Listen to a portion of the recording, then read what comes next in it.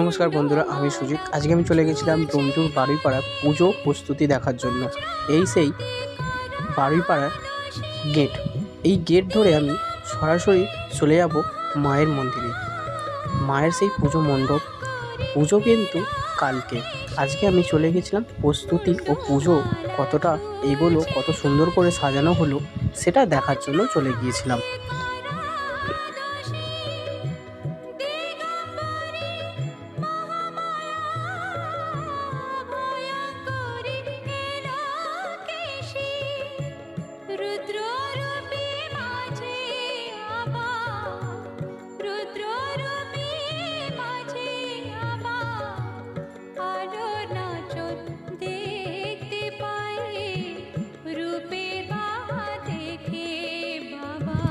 চারিদিকটা অপূর্ব সুন্দর করে সাজানো হয়েছে।